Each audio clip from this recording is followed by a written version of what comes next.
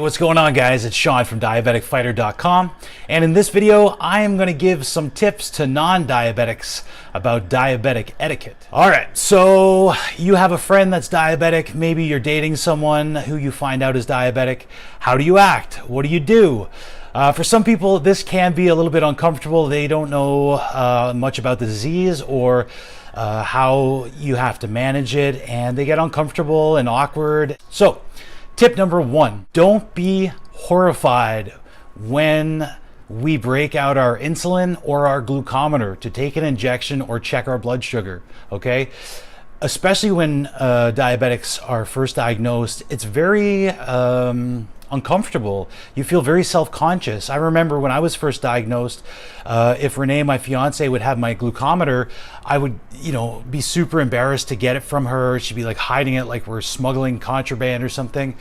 So don't be horrified if you see someone checking their blood sugar or injecting insulin at a restaurant, or they may just want to do it in public rather than have to hide away and feel self-conscious about it. So don't be horrified. It's no big deal, okay? Number two, don't offer your diabetic friends thoughtless reassurances. So when I was first diagnosed and I started sharing it with people, sometimes I would hear things like, oh, well, at least it's not cancer. Well, yeah, you're right, but still it's really scary, and it's a big change in lifestyle. So don't offer thoughtless reassurances, just be supportive. Number three, don't tell us horror stories about your grandmother or somebody that you heard of who had lost a leg or lost a limb because of diabetes, okay? Sure, there's tons of horror stories, and historically the disease was very difficult to treat and manage. So the outcomes were definitely very different than they are today. So please don't tell stories, horrific horror stories. I know that I scoured the internet when I was first diagnosed, and I was absolutely terrified about kidney failure, losing my sight, losing a limb. But I realized that with proper care, it's very manageable and the outcomes are very positive.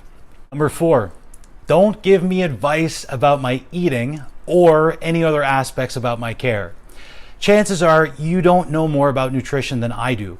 So don't tell me what I should be eating, when I should be eating it. If I decide to have a cupcake, it's my decision. I don't want to hear comments from the peanut gallery about what I should be eating, when I should be eating. It's a very sensitive issue for diabetics, and they can be self-conscious. So just let them be. Number five, no peeking or commenting on my blood sugar numbers.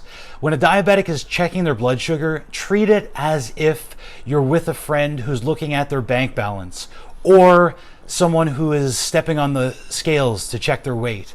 It is a private and personal thing. So if they want to share it, they'll share it, but no rubbernecking and try to have a look, okay? Number six, do offer support.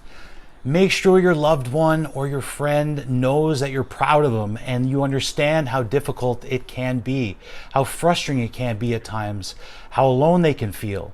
Make sure you give them support and positive reassurance that they're doing well, and please let them know about me, the Diabetic Fighter community, and send them our way, because we can offer lots of help and lots of support to all your diabetic friends and loved ones. If you like this video and you'd like to learn more about how I manage my diabetes, nutrition, and exercise, please join our inner circle of diabetic fighters. It is a free and private community for support for you. There's a little button up there that says sign up. Click on it, put your email in, we'll send you an invite, and I hope you have a wonderful day. Bye.